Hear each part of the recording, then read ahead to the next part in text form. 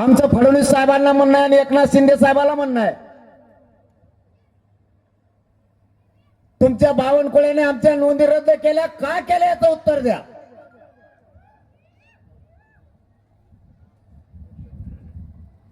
एकनाथ शिंदेनं शिरसाटांनी का नोंदी रद्द केल्याचं उत्तर द्या. का आमच्या मराठ्यांच्या लेकराच्या मुळावरती तुम्ही उठलात?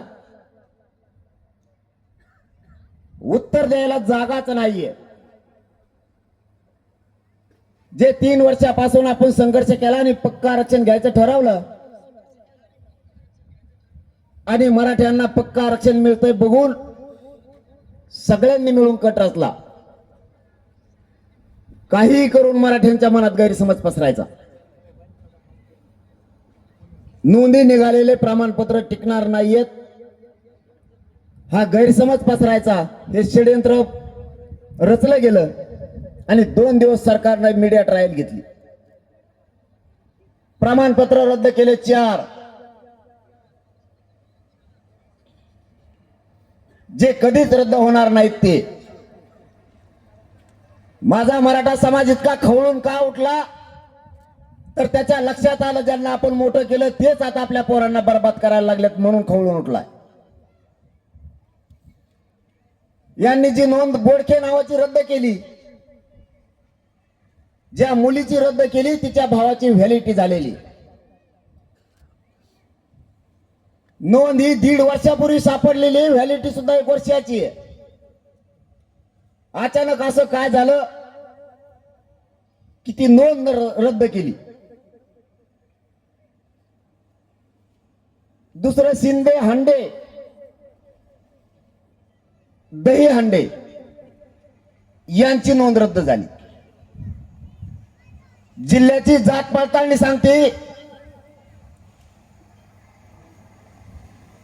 या दही हांडेला कुणबी प्रमाणपत्रावरती आम्ही निर्णय देत आहोत की यांना व्हॅलिडिटी देण्यात यावी असा निर्णय जिल्हा जात पडताळणी अधिकाऱ्याने तिघांना दिला. सकाळी कुणबी सकाळी रद्द एका रात्रीत. एक तर तुम्ही आयुष्यात आम्हाला काही दिलं नाही, आम्ही कष्टाने मिळवलं ते तुम्ही खाऊ देत नाहीत.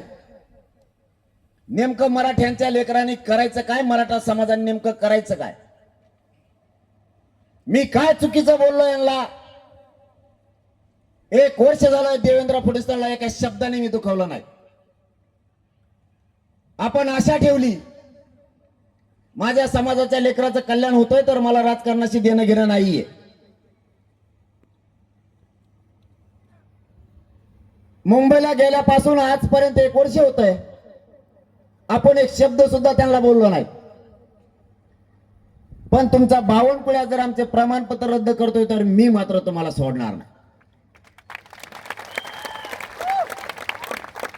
कारण आमच्यासाठी आमची जात महत्वाची आहे. आमचा बाप आमची जात आहे, आमचा समाज आमचा बाप आहे. पक्ष आणि नेता आमचा बाप नाहीये. तुमचा असल,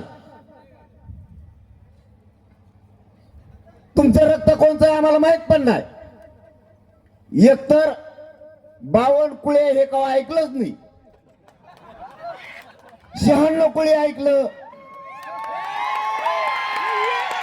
हे बावनकुळे कुंकड असतंय काय माहित? हे एकाएकीच कोणचं कुळ निघलंय? मुळ्यात ऐकलंय बा, कोमाचं वेगळं वेगळं. ही कोणची चुंबळे? असा प्राणी चित्र दिसतो, तोंड वेगळं, मागून बघितलं तरी सपाट, पुढून बघितलं तरी सपाट. ती पूर्वी एक हडप्पा संस्कृती होती बघा, मोहनजोदडो, त्यांच्यापेक्षा बेकार. बिचारीने त्याच्या माऊलीनं आईनं लहानपणी त्याला दूध फुकून पाजेलं नाही काय माहित, तसंच पोळलं त्याला, एवढं होट झाले त्याचे.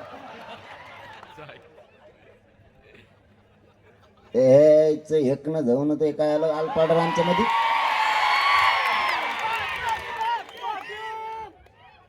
तुला सोडित नाही भाऊ मी. तू मराठ्याच्या लेकरा बाळाच्या मुंडक्यावरती पाय दिलाय, तुला आता सुट्टी नाही. शिल्प बघितलं का तुम्ही अजिंठ्या लेणीचं? हा दिसतो तो कसला बोल, वेगळाच दिसतोय, कोणत्याच मापात नाही. तो हा देवारा करणार मी, आणि तो यामुळे फडणवीसचा सुद्धा करणार. नाही तर मग चूक सुधारायची, नाही तर मग चूक सुधारायची. उदय सामंत साहेब म्हणलेत बघा, आम्ही ओरण टाकल्यावर आम्ही आमचे सुधारण्यास तयार आहोत. म्हणलं ओके.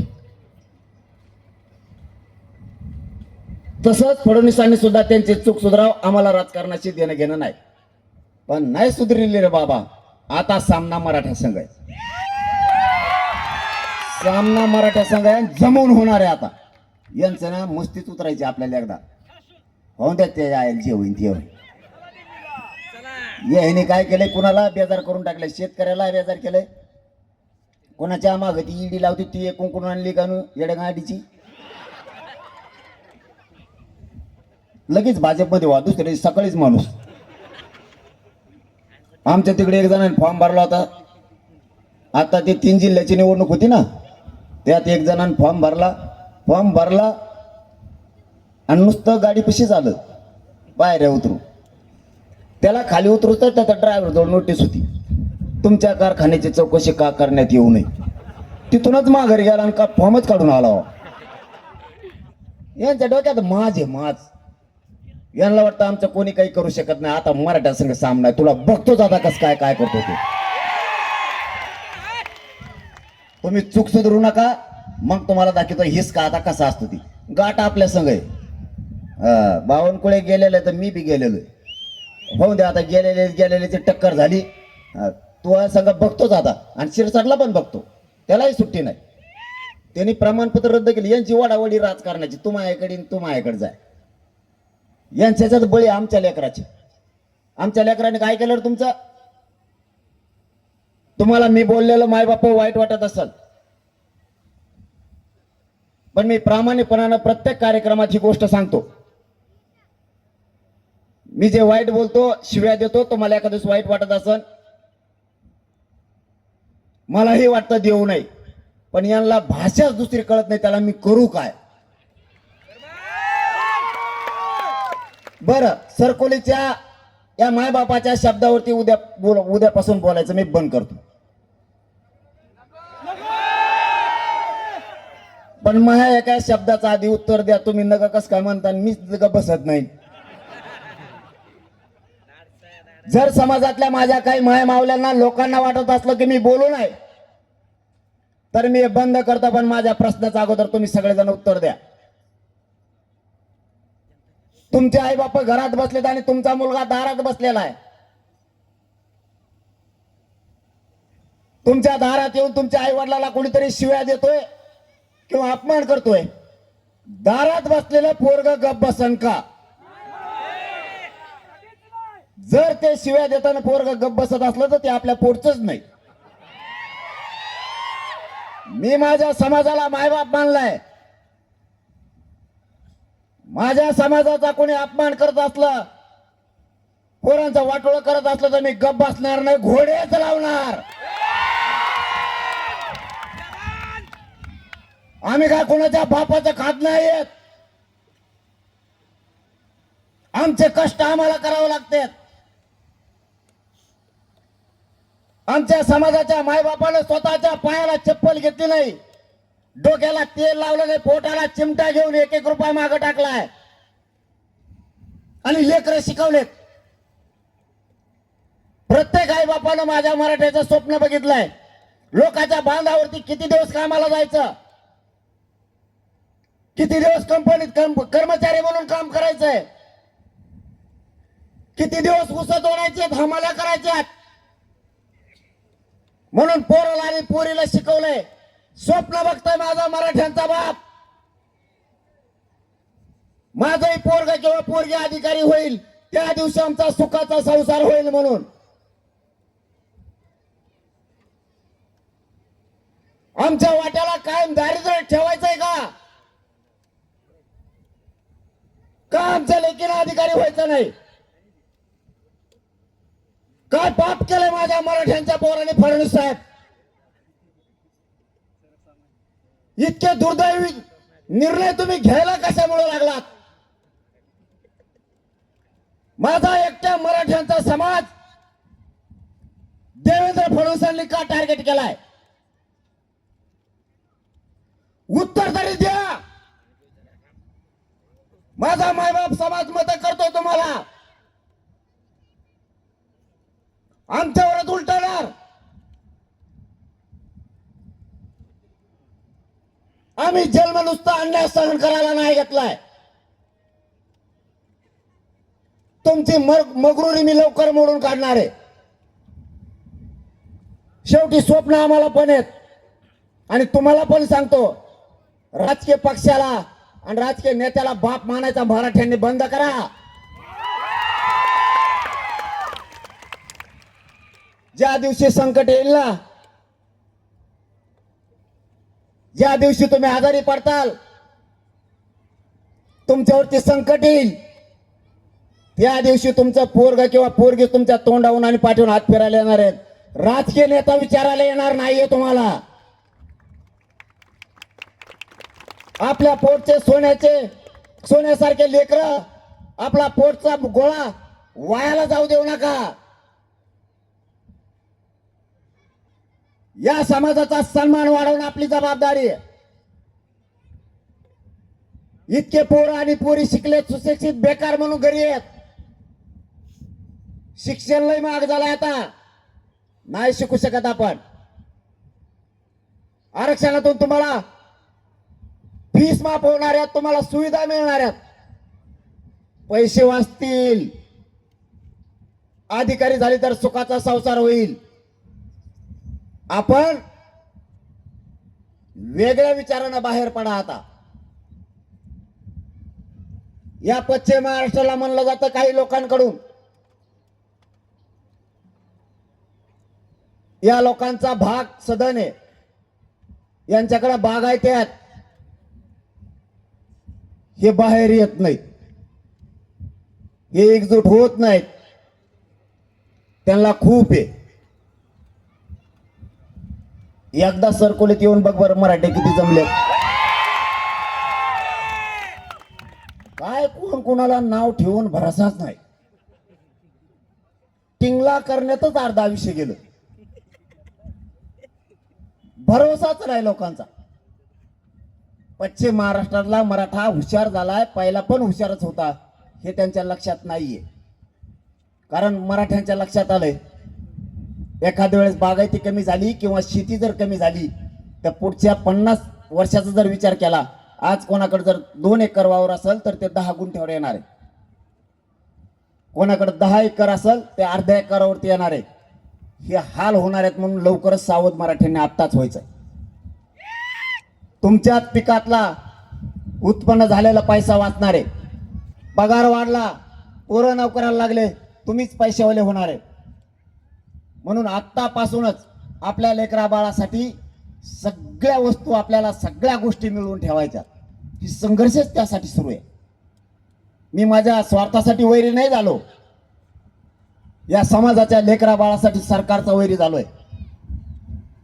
आणि माझ्यावर तर नुसते षडयंत्रच आहेत. कवा उठलं की षडयंत्र. फडणवीस साहेबांचं आणि शिंदे साहेबांचं हे आता डबल शेवटचं षडयंत्र होतं. शिंदे साहेब यांच्यात कस काय मिसळली याचाच मेळ लागला नाही.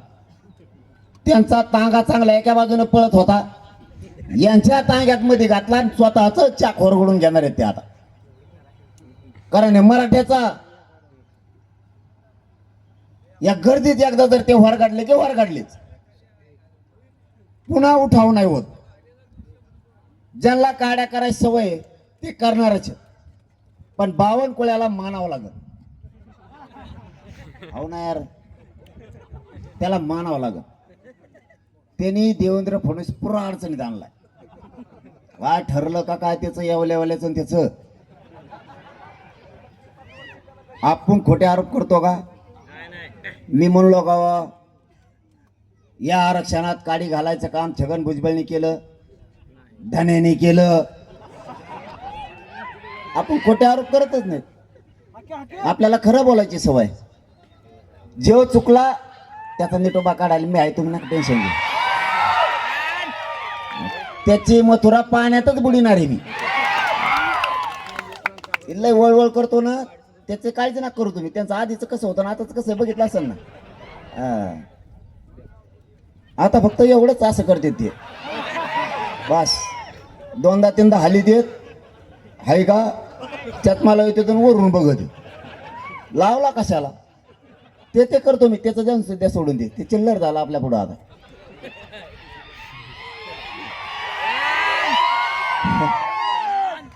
मी खोट्या आरोपा नाही करत कधी.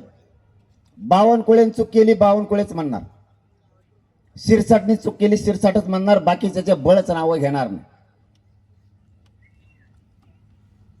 यांना आपल्यात खोडी करायची गरज नव्हती, पण बावनकुळेने एक काम चांगलं केलंय. मराठ्यांच्या नोंदी करून मराठ्याच्या नेत्याला खुन्नस दिली. सगळ्या पक्षातले भाजप शिवसेना राष्ट्रवादी काँग्रेस बेसराम सगळ्या पक्षातल्या नेत्याला खुन्नस दिली बावनकुळ्यांनी. तुमच्या छातीवर नाचून मराठ्याच्या नेत्याच्या मी तुमच्या मराठ्यांचे प्रमाणपत्र रद्द करू शकतो, ही खुन्नस मराठ्यांच्या नेत्याला त्यांनी दिली. मराठ्याच्या नेत्याने सुद्धा मराठ्याचं रक्त असल्यासारखं अजिबात वागू नये. एखादा गारीगार ऐकणाऱ्याचं रक्त असल्यासारखं वागावं. बावनकुळ्याने दाखवून दिलं मी मराठ्यांचं वाटोळं करू शकतो, बरबादी करू शकतो, आणि करून पण दाखवलं. छाती ठोकून सांगतोय मराठ्यांच्या नेत्याला, तुमच्या डोळ्यात देखता मी मराठ्यांच्या पोरांच्या अन्नात माती काढली, विष काढलाय म्हणून. पण आमचे सगळ्या मराठ्यांचा आग्रह आहे, मराठ्याच्या एकाही नेत्यानं याच्यावर बोलू नये, मजा बघावी. अजिबात बोलू नका. जितकं मराठ्यांच्या लेकीबाळीचं लेकरा बाळाचं वाटोळ होईल ते उघड्या डोळ्याने बघा. मराठ्यांच्या तुम्ही पोटी जन्म घेतलाय, इतकं गार रक्त कसं रे तुमचं? तुमच्या डोळ्यात आता एक बावनकुळ्या मराठ्यांच्या लेकराचं आयुष्याचं वाटोळं करून जीवन उद्ध्वस्त केलंय. झोपताना म्हणा पाणी पिणे हा ना 2-4 बादल्या महापारडा फेसन तुम्ही हा ना डुकल्या.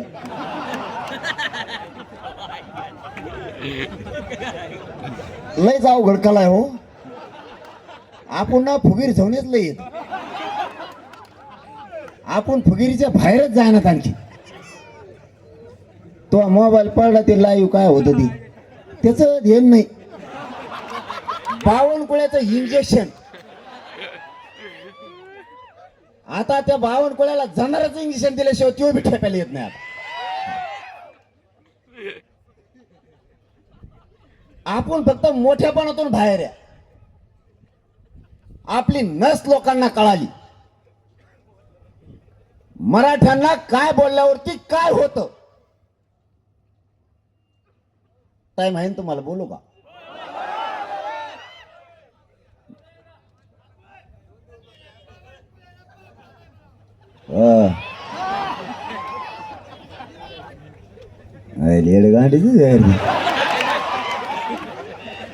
बोल मला रात भरून ठेवीतच.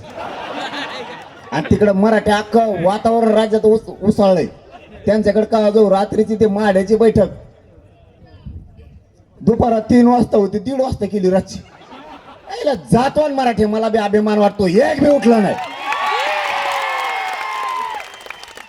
जातीत जन्माव तर असल्या मराठ्यांच्या जातीत जन्माव, काड्या करणाऱ्याच्या जातीत नाही जन्मायचं.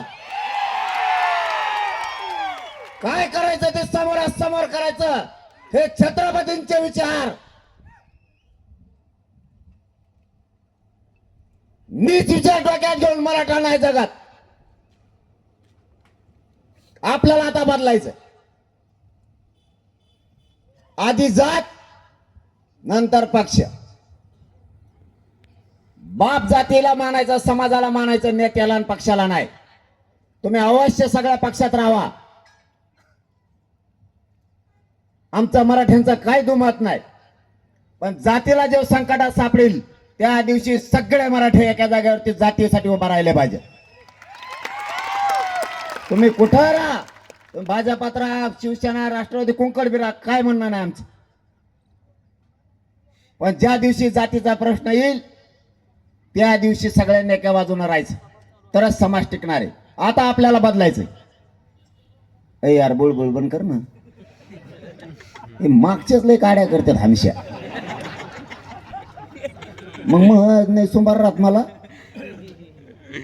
मग हे तळमळ तुमच्या लेकरासाठी, महाजीव चालला हे लेकर सुखी करायसाठी. 3 वर्ष झालं ना घर बघतो ना लेकरा बाळा बघतो. माझ्या समाजाचे लेकरं लेकीबाळी कशा मोठ्या होत्या याच्यासाठी मी आटापेटा चाललेला आहे. कधी मरण मला माहित नाही, मी इतक्या वेदना आहेत मला शरीरात, तरी मी जीवघेणा निर्णय समाजाच्या हितासाठी घेतोच. शेवटी मी मन मोडून टाकली. लाख मेले तरी चालतील, पण लाखांचा पोशिंदा जगला पाहिजे. ती मन मी बंद करून टाकली. लाख मेल्यावर पोशिंद्याला मागं ठेवून काय करतो, हागंदरी उठला ढुदूक त्याला माग. एक मेला तरी चालन, पण करोडो लेकर सुखी झाले पाहिजेत या विचारानं आपल्याला चालावं लागणार आहे. मी माझी जीवाची बाजी लावून संघर्ष करतो, रक्त घालतो रात्रंदिवस. समाजाच्या वेदना हाला अपेष्टा नाही सहन होत. एका दिवस 10-5 हजार कमी पडले तर 50 जणांचे उमरेचे जावं लागतात. आपल्या आई बापाला जरा डोके चालून बघा, मराठी डोके ठेपायला ना जरा. 10 जणाला विचारून व्याजानं पैसे काढून पोरग किंवा पोरगी शिकावं लागते, आणि नोकरीने लागलं तर उभं आयुष्याचं उद्ध्वस्त होऊन जात आहे. 1% हुकलं तर पोरग घरापर्यंत रडत येत आहे. आपल्यात काही म्हणणारे आहेत की आपल्याकडे भरपूर आहे, कधी उडण माहीत होणार नाही, लय मस्तीत राहू नको. रावण बी असाच म्हणत होता, माझ्याजवळ लय होतं, बायको नाही सापडली, पोरग नाही सापडलं. मस्तीच्या बाहेर येऊयात, युग खूप बदललंय. लोक जगाच्या प्रवाहाप्रमाणे वागायला लागलेत. आपल्याला पण बदलावं लागणार आहे. लोकांनी आपली नस ओळखली. एक तर आपल्याला चांगलं कोणी सांगत नाही. आपल्याला जुनं आठवण करून देणारी संख्या लय मोठी आहे, बावनकुळ्यासारखी. चांगलं कोणी सांगतच नाही. आपल्याला पुरे विचार बदल करावं लागणार आहेत. आपल्याला लोक फुगिणारे लई आहेत. इथून पुढं मराठ्यांनी फुगायचं नाही, फुगीर वागायचं नाही. पैशावर व्हायचं कष्ट करून, मग शान के साथ इन करून गोगल लावून हिंडायचं. रात्रंदिवस आई बापा संग शेतात कष्ट करू लागायचे. मिळेल ती नोकरी करायची, लागल ते व्यवसाय करायचा आणि चिकाटीना करायचा. 2-3 दिवस हॉटेल टाकीत, 15 दिवसांनी बंद. गेला म्हणले साहेबाच्या प्रचाराला. पॉम्पलेट चिटकायला कोणीच नव्हते. साहेब मायाला परिवारातले जवळचे, साहेबामुळे मला जावंच लागतं. साहेबाची मान खाली होता कामा नाही, आणि याचे आई बापा मेले शेतात कामं करू करू, आणि याला साहेबाची मान खाली नेऊन द्यायची. साहेब याला इचिरित नाही. एखाद बारका 100-150 रुपये प्यायला देत असन, त्याच्यावर त्या 150चे सगळ्या गावाला विषय देत येते. आपल्याला आपल्या विचारात बदल करावा लागेल. कष्ट करायचा शिका, स्वाभिमानी समाज बना. आपल्याला फुगीत येत एखादा आपल्याला पाटील म्हणलं, याने 150 कप चहा सांगितला, फुगीर जाऊन ये. त्याला म्हणा मुतपी ना तिकडे जाऊन, चहा नाही सांगत आणि काहीच नाही सांगत. कवर व्हायला घालता रे समाज. या माय मावल्याच्या डोळ्यात पाणी आणायची जबाबदार तुम्ही आहेत.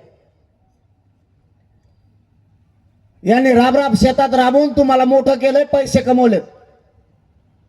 तुम्ही दारू प्यायला लागलात, लोकांच्या मागे हिंडायला लागलात, काहीच काम करण्यात. या माय मावल्याच्या डोळ्यात तुमच्यामुळं पाणी आहे.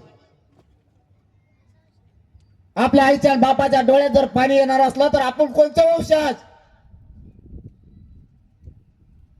आणि काम करायची, कष्ट करायची लाज काय? कुणी काही पण फुगित.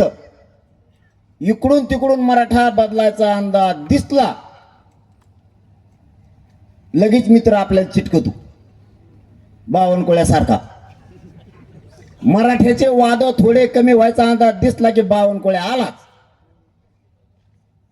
हडप्पा मोहनजे दडो इतिहासात होता बघ एक धडा वेगळंच दिसायचा होकडलो काय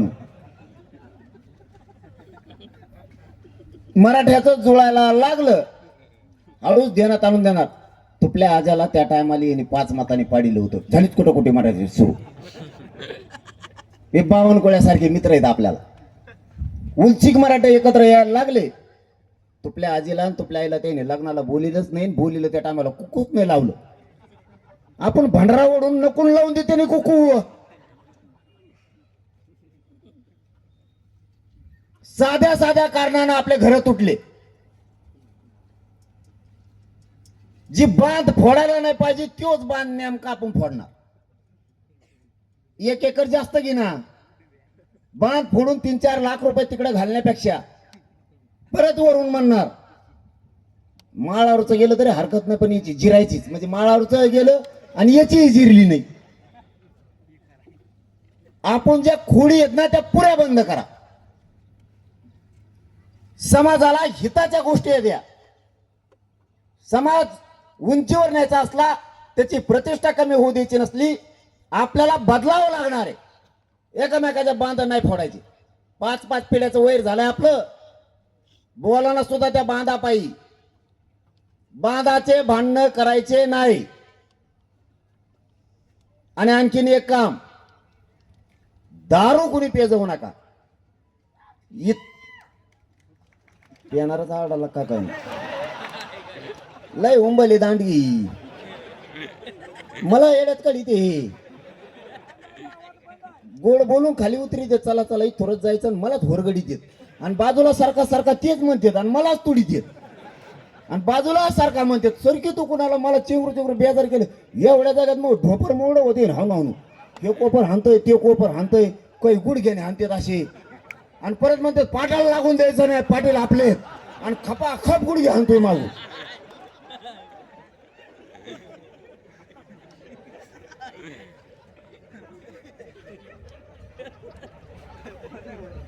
बावनकुळ्या तुला जर हे गुडघे लागले तर काय होईल.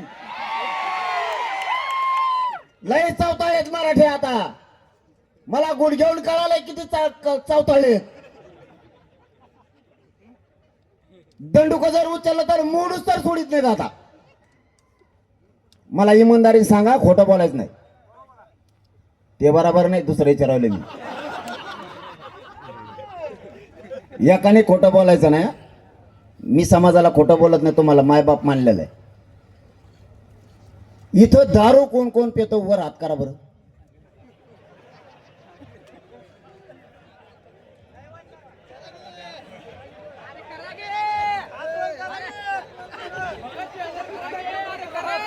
दारू कोण कोण पितो वर हात करा.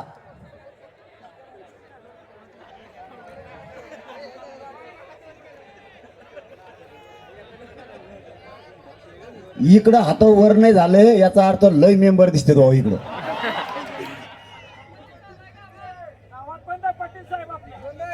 आणि मग तू कुठून पिऊन आला. आता बंद करायची. हा प्यायचे नाही बाबा. आता नाही हाणायची इथून पुढं बंद. नाही टाकीत पाणी पुन्हा त्याच्यात. बंद आजपासून. मावशा हो एक काम करा गाड्या तुम्ही. हे जर दारू पेले ना यांच्या भाकरीच बंद करून टाकाय. मी तुमचा भाऊ म्हणून तुमच्या मागे भाकरी बंद करा यांच्या सगळ्याच्या. तवाई ठेपेल इथून लाजा धरू आपण थोड्या. हे बघा सोन्यासारखे लेकरं तुमच्या घरी आहेत. ज्यावेळेस बाप घराच्या बाहेर जातो ना लेकराला माहित नाही संध्याकाळी येताना बाप कसा येणार आहे. पाहुणे रावळे लय नाव ठेवतात आपल्यावर हसणारे लई आहेत. उगाच व्यसनाच्या आरी जाऊन समाज आणि तुमचं कुटुंब नका बरबाद करू. माझ्या काय बापाची पेत नाही येत तुम्ही. तुमच्याच पासून लोक तुटतेत. इज्जतीचा पंचनामा करू नका. दारू फिरू ह्या गोष्टी बंद करून टाका सगळ्या. आणि आपल्या महाराष्ट्रातल्या आरक्षणातल्या सगळ्या नोंदी आपल्याला मिळवायच्या. 58 लाख नोंदीचे प्रमाणपत्र घेतल्याशिवाय आता 29 ऑगस्टला माघार घ्यायचे नाहीये. आणि त्यांच्या नेमकं ते डोक्यात आलंय की यांनी पक्का आरक्षण द्यायचं ठरवलंय. म्हणून हे मागचं 4 दिवस जे 4 नोंदी रद्द केल्या ना, त्याचं मूळ कारण ते. जर 58 लाख नोंदीचे प्रमाणपत्र मराठ्यांना दिले तर 2.5 कोटीपेक्षा जास्त मराठा समाज आरक्षणात जातो. आणि एकदा जर मराठा समाज सुधारला तर जगाच्या पाठीवर प्रगत जात म्हणून फक्त मराठ्यांची असणार आहे. यांना 58 लाख नोंदीचे प्रमाणपत्र मिळू द्यायचे नाहीत. याच्यासाठी गैरसमज मराठ्यात पसरला. पण खरंच मी पण नशिबवाने, मराठा समाजही नशिबवाने, नियती आपल्या मराठा समाजाच्या बाजूने होती म्हणून जमलं. यांनी 4 नोंदी रद्द करून मराठा समाजात गैरसमज पसरला की हे प्रमाणपत्र टिकणार नाहीये, त्या नोंदी टिकणार नाहीये. यांनाच माहित होतं की हेच पक्का आरक्षण आहे. 150-200 वर्षापूर्वीच्या नोंदी आहेत त्या रद्द नाही करू शकत. कारण स्वातंत्र्यपूर्व काळात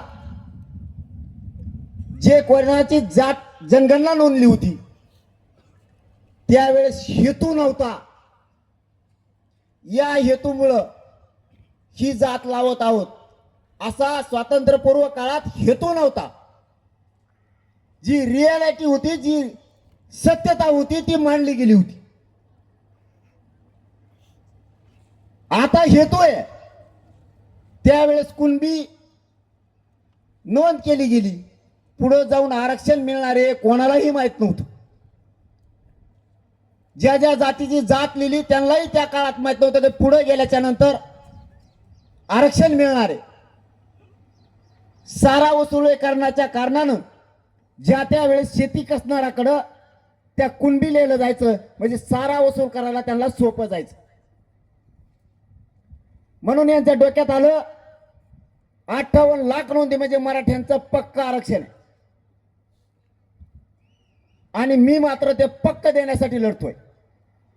मग यांच्यात चलबेचल सुरू झाली. शेवटचा डाव का टाकायचा तर मराठ्यात गैरसमज पसरायचा. कारण लाखो पोरांनी पोरीने ऍडमिशन कुणबीतून घेतलंय. त्यांच्यात गैरसमज झाला पाहिजे की जरा आता ऍडमिशन गेलं, नोकरी गेली, आता करायचं काय. पुरा समाज टेन्शन मध्ये आणायचं ठरवलं होतं. परंतु नियती मराठ्यांच्या बाजूने होतंय. मला कळालं बावनकुळेंनी पत्र काढले नोंदी रद्द करा म्हणून.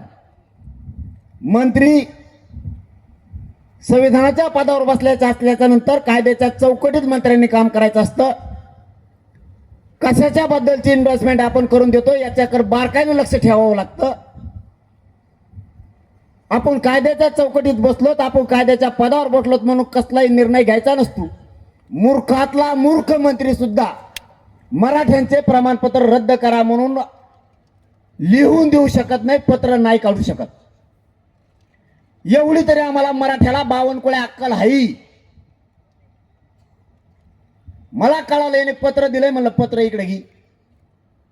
आता अधिकाऱ्याची गोची अशी झाली,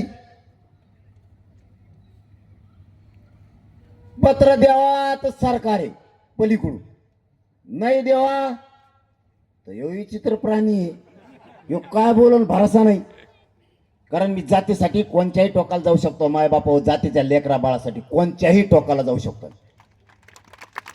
पत्र दे म्हणलं, बाकीचं शहाणपणा करू नको. त्या उपजिल्हाधिकाऱ्याने बेन देऊन टाकलं. त्याला वाटलं आता जे होईन ते होईन. तिकडून बावनकुळ्या धवशी तू, इकडून मी ये. हे मराठ्याचे पोट्टे जर पिसाळे कुठं रेटायला बसलेत. गल्लीत कुत्रं नसतं का एखाद बार पळायला लागतं, मागून पोरं गोटे घेऊन पळत येत, आपोआप हागत होते. तसं त्याला आलं टेन्शन. आता काय होईन माहित नाही.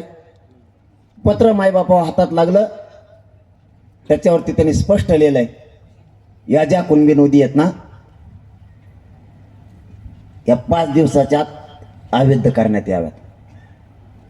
का रे बाबा, माझ्या लेकराचं वाटोळं करायला निघाला तू? काय केलं माझ्या गरीबाच्या लेकरांना? सोन्यासारखे लेकर आमचे, हत्तीच्या काळजाच्या पोरं तुम्ही का रे खचवायला लागलात? तुम्हाला कुणी अधिकार दिला आम्हाला बर्बाद करायचा? इतका जातीवादी बावनकुळे असं कधी वाटलं पण नव्हतं. ते पत्र मी माझ्या समाजासमोर ठेवलं.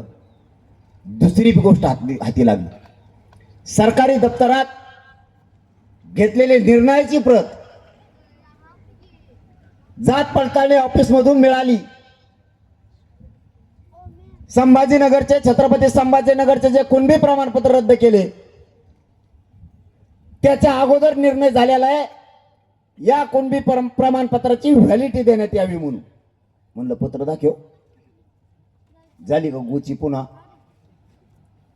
तेही पत्र मी माझ्या मराठा समाजाला दिले की व्हॅलिड प्रमाणपत्र कुणबीचं देण्यात यावं म्हणून. आणि मग मात्र मराठींचे तळपायाच्या आगमस्तकाला गेले. आणि इतका औ औ खंडोबा बसून भैरोबा बसून आई यार बसून द्या ना. ते लागत तर ज्याच्यात एक एक त्यांना माहित ते राहून दे ते कोणती ती 50 जणांना एकटा बेजार करत होती. लय अवघड केले. शेजारचे परेशान झालेले असते ना, अर्धे वासानी आणि अर्धे त्याच्या शाखो खूप. तिला मेळ बेकार असतो. जा म्हणल्यावर तो ते जास्त येऊन करतो. त्यामुळे जा म्हणू नका तुम्ही, देण देऊ नका. दोनही पत्र आपल्या हाती लागले आणि मराठ्यांच्या लक्षात आलं खरं असून सुद्धा रद्द केलं जात आहे. माय बाबा मी तरी काय करू. तुम्हाला खरं आरक्षण दिलेलं असून सुद्धा सरकार दबावपोटी जर रद्द करणार असलं तर तुम्हाला सरकारचा बाप व्हावा लागेल. तेव्हा टिकन, नाही तर कधीच मराठ्याला मोठे नाही होऊ देणार. कधीच नाही. तुमचं सत्य असून जर जात आहे तर खोटं तर टिकूनच देणार नाही. त्या दिवसापासून अशी महाराष्ट्रात लाट उसळली की प्रचंड मोठी. आता माझी तुम्हाला एकच विनंती आहे. त्यांचं एक षडयंत्र हे शेवटचं होतं ते हाणून पाडलं. त्यांच्या डोक्यात होतं सातारा संस्थांचं आणि कोल्हापूर संस्थांचं गॅजेटेड हे द्यायला लागलाय. हे पक्क आरक्षण, कारण त्याच्यात 3,85,000 नोंदी आहेत. 6.5 लाख पेक्षा जास्त मराठा समाज आरक्षणात चाललाय. सुधारला अख्खा पश्चिम महाराष्ट्र. करोडो लेकरांचं कल्याण होणार आहे. करोडो. त्यांना ते द्यायचंच नाहीये. म्हणून हे माझ्या पुढं संकट त्यांनी आणलं होतं की हे आरक्षण टिकणार नाही, या नोंदी टिकणार नाहीत. तुम्ही व्हॅलिड झालेला रद्द करायला लागलात मराठ्याला, तेवढं तरी कळतं ना. आता तुमच्याकडं एकच जबाबदारी. आपल्या समाजाच्या लेकरावरती संकट आलंय. या संकटात समाजाच्या बाजूने उभा राहा. सगळ्या पक्षातल्या नेत्यांना मराठ्यांच्या माझं आव्हान आहे. बावनकुळ्या जर जातीसाठी करत असेल खोटं काम तर सगळ्या पक्षातल्या मराठ्यांच्या नेत्यानं जातीसाठी खरं काम करायला तुमचे लेकरं मराठ्यांच्या संकटात आले.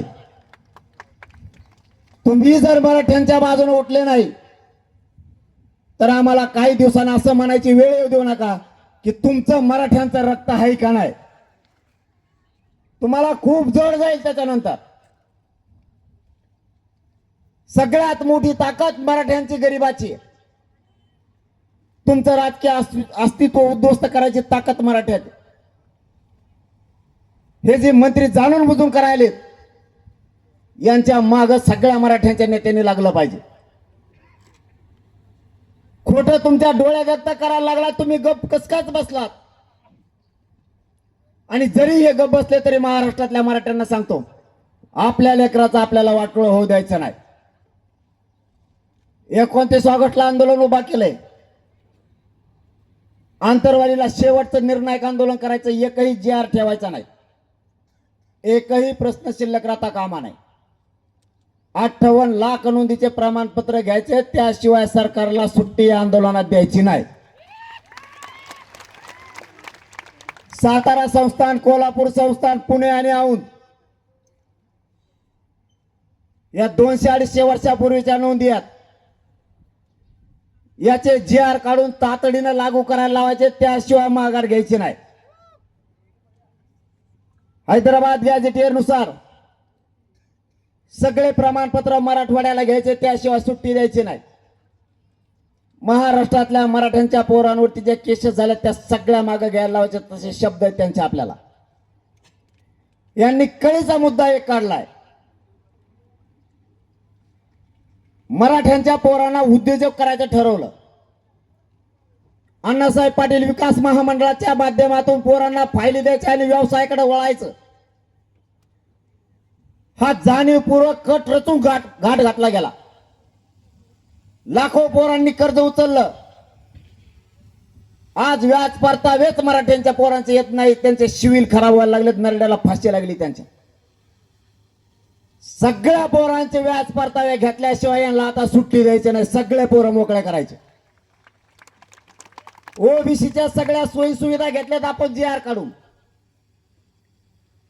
पण राज्यात शिकणारे पोरं देशांतर्गतचे जेवढे पोरं पोरी आहेत यांना वैद्यकीय पासून सगळ्या क्षेत्रातले सोयी आणि सुविधा आणि सवलती देण्याचा निर्णय आपण त्यावेळेस करायला लावला पण लागू केला नाही. राज्यातल्या सगळ्या पोरांना सुविधा आणि सोयी द्यायच्या ठरवल्यात. एकही प्रश्न सारथीपासून ईडब्ल्यूएस पर्यंत ठेवायचा नाही. आपले मराठ्यांचे पोरं आणि पोरी एससीबीसीतून आणि ईएसबीसीतून नोकऱ्याला लागले होते. कोणी पीएसआय झालं होतं, डीवायएसपी झालं होतं. काहींच्या उपजिल्हाधिकारी म्हणून निवड झाल्या होत्या. या कुठल्याही लेकराला आपल्या घेतलं नाही. आपले अधिकारी झाले असते लेकर. ईडब्ल्यूएस मधून त्या सगळ्या पोरांना बाहेर काढलं यांनी. आपल्याला समाजाच्या बाजून लढायची सवय लावा लागणार आहे. एका जागेवरती बसून समाजासाठी हिताच्या गोष्टी करणे आपल्याला जरुरी झालंय. आपण जर प्रत्येक गोष्ट सहज घेत गेलो तर मराठ्यांचे पोर आणि पोरी संपायला वेळ लागणार नाही. ईडब्ल्यूच्या माध्यमातून जेवढे निवडी झाल्या, समांतर आरक्षणातून जेवढे निवडी झाल्यात हे सगळे काम करून घ्यायचे. आपल्या समाजाच्या अधिकाऱ्याला कधी बढती मिळत नाही, त्याला कधी केंद्रीय कॉलेज मिळत नाहीयेत. आता मात्र मराठ्यांच्या मागण्या मागे ठेवायच्या नाहीत. सारथी स्थापन केली गेली त्यातले 1554 अभ्यासक्रमात मराठ्यांना लागू केले नाहीत. बोलायचं एका भाषेत, काम करायचं दुसऱ्या दिशेनं. निवळ आणि निवळ मराठ्यांच्या पोरांचीच फरफट या सरकारनं जाणून बुजून सुरू केली. या सरकारबद्दल आम्हाला आशा 100% लागली होती. आता मराठ्यांच्या पोराचा लेकरा बाळाचा घात होणार नाही. पुन्हा हे त्याच रस्त्यावरती आले. आता मराठ्यांपुढे चालू द्यायचं नाही. यांच्या डोक्यातलं हवा पहिली काढायची. यांच्या डोक्यात हवा आहे आम्ही बहुमतात येत, आमचं काही होत नाही. यांना आता दाखवून द्यायचं. कारण यांना शेतकरी कदारलेत, मुसलमान कदारलेत, मायक्रो ओबीसी पण कदारला. यांनी धनगराचं वाटोळं करून टाकलं. 15 वर्षाला आरक्षण देतो म्हणलेत. बंजारा समाजाचा कार्यक्रम केलाय. शेतकऱ्यांचे सुद्धा प्रश्न मार्गी लावले नाहीत आणि आता मराठ्याला सुरुवात केली. यांना एक गोष्ट मराठी आता आपल्या मराठा समाजाला एक खेटलेतच. यांना आता दाखवून द्यायचं. यांचा एक शब्द आहे, सत्तेपुढं शहाणपण चलत नाही. यांना आता दाखवून द्यायचं आणि पुऱ्या जगानं मराठ्यांचा हेवा घेतला पाहिजे की मराठ्यांपुढं सत्याचा शहाणपण चलत नाही. मुंबई सारखा यांना करायचं. आता दिल्लीला काय आलं रे, तिसरं चुकरून काढिता तुम्ही काहीतरी. मग माया जे बोलत होते जातं ध्यानातून. मग मी तिसरं सुरू करतो. एक जण भुसकन म्हणतंय मुंबई, एक जण म्हणतंय दिल्ली. एकदाच मुंबईला नेलं तर माय काय बेजार झाली मग मला माहिती. कोण कोणाच्या गाड्यावर खेळत आहे, कोण झोके बांधले. त्या अधिकारी यायचं मायापाशी आणि ते म्हणायचं वय एक बोलू का. म्हणलं बोलवा. ते म्हणला ते पोरांनी झोके बांधलेत. म्हणलं झोके. म्हणलं इथं कुठं मुंबई झाडं आहेत बा. ते म्हणला नाही ना, पुलालाच बांधलेत. म्हणलं मग खेळून दे. ते रेल्वेचा एक मोठा अधिकारी आला. कोण कोण होता, लाल जरत होता, चप्पडून ते त्याची अशी बसला आणि म्हणला मला बोलायचं. मी घेऊन झोपलो होतो. माझ्या पोटात कस तरी व्हायला लागलं तो उपोषणामुळं. ते असं दोन पायावर असं हातावर पायावर बसलं माझ्या कानापाशी म्हणतो उलची बोलू का, हिंदीत शेंगा आणत होतं बरं कधी. म्हणलं हिंदीत बोलणार असला तर खाली जाय, मराठीत बोलणार असला तर थांब. मी काय बोललो तुला मेळ लागायचा नाही, पुन्हा लफडं लांबन. तो म्हणला रेल्वे स्टेशनवर पोर आहेत आमच्या, मी सेंट्रल गव्हर्नमेंटचा माणूस आहे, राज्याच्या अधिकारात मी नाहीये, मी महाराष्ट्राचा बॉस आहे. खा म्हणा, झोपा म्हणा, आराम करा, पोरांना फक्त एक काम बंद करा. म्हणलं काय? ते म्हणे हे पोट्टे काय करते म्हणे तुमचे, एकामेका शर्टाला धरतात म्हणे अशी आणि लांब लचक लाईन करतात आणि त्याच्यामध्ये आमचा एक कर्मचारी घालतात आणि म्हणते रेल्वे पळा डबे. सगळं रेल्वे स्थानक बेजार झालं म्हणून कोणाचंच ऐकत नाही. ते दोन म्हातारे दारात बसलेत, म्हणले रात झाली ती उठतच नाही. एकदाच मुंबईला गेले, शपथ सांगतो तुम्हाला खोटं बोलत नाही, ते पोलिसाचा गाडा असतो ना तो पळवतो मला पहिल्यांदा मग झालं त्याला चाकावर असतात म्हणून. ते म्हणायचे आमच्या गाड्या घेऊन पळत येत. म्हणलं ते पळवतच कस काय पण? ते म्हणले त्याला चाक असतात. म्हणलं काय पोट्टे त्या रे, नुसते मराठे मुंबईत घुसले तर अर्धे मंत्री मुंबईच्या बाहेर होते. मला वाटतं सावरगाव मध्ये का कुठं तरी सांगितलंय, मुंबईतले अर्धे मंत्री गेले होते, मी परवा सांगितलं. यांच्यात अंतर्गत ठरलं होतं, अजितदादा, शिंदे साहेब आणि फडणवीस साहेब, हयात नसणाऱ्या माणसाबद्दल माणसाने कधी खोटं बोलू नाही. दादा समजा आपल्यात नाहीये. यांच्यात ठरलं होतं की दौरे सगळे रद्द, कोणीच दौऱ्यावर जायचं नाही. सगळ्या मंत्र्यांनी मुंबईत आंदोलन आहे तोवर